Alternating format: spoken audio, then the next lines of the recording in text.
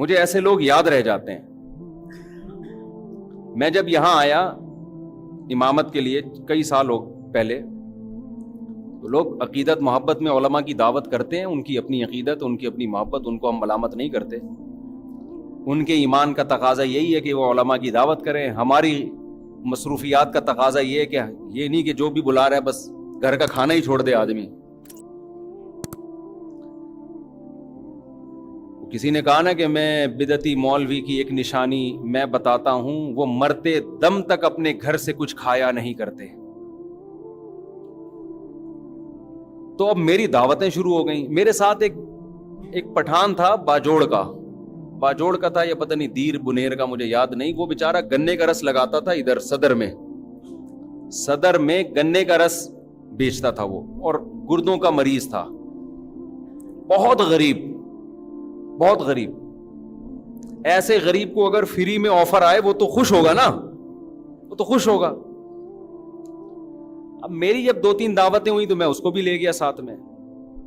شروع میں ہمیں تجربہ نہیں تھا کہ دعوت کا انکار کیسے کیا جاتا ہے نا. اب لوگ زبردستی لے جاتے ہیں، چل بھائی اب منع کریں گے. تو اب اللہ کا شکر ہے پتا ہے کہ کیسے انکار کرنا ہے نا. تو 2-3 دعوتوں میں جا کے میں تو پھر سائڈ پہ ہو گیا نا. میں نے کہا بھائی ہمارا اب اس کے علاوہ کیا کوئی کام ہی نہیں ہے. اس کے گھر کے کوفتے اچھے ہیں، وہ پائے اچھے بناتا ہے، وہ بریانی اچھی بناتا ہے، تو وہ چپلی کباب اچھے بناتا ہے تو بناتا ہے بھائی. اب یہ تو نہیں کہ ہم اسی کام میں لگے رہیں. تو جس نے جو دعوت کر رہا تھا نا مسلسل، اس نے کسی اور مولانا صاحب کو پکڑ لیا. اس کا بہرحال ایک اچھا جذبہ تھا، اس کو تو میں نہیں کہوں گا. اس نے کہا یار میرے گھر میں کوئی نہ کوئی دیندار ہونا چاہیے دسترخوان پہ. اس کا یہ جذبہ تھا.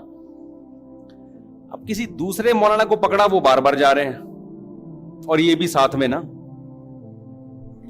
تو ایک دن وہ مولانا بیچارے دعوت میں پہنچے ہوئے، یہیں بیٹھا ہوا مسجد میں پیچھے بیٹھا ہوا. میں نے کہا یار آپ نہیں گئے دعوت میں؟ کہتا ہے مفتی صاحب غیرت مند آدمی گھر پہ کے کھا کے جو خوش ہوتا ہے وہ دوسرے کے دسترخوان پہ خوش نہیں ہوتا. مجھے اتنا مزہ آیا اس کا یہ جملہ سن کے. میں نے کہا یہ مالدار ہوتا پھر مسئلہ نہیں تھا، اتنا غریب ہو کے بھی اب اس کو شرم آنے شروع ہو گئی ہے کہ یار ٹھیک ہے اگلا طیب خاطر سے دعوت دے رہا ہے، لیکن اپنے گھر کی سوکھی روٹی یہ دوسرے کے دسترخوان کی بریانی سے بہتر ہے.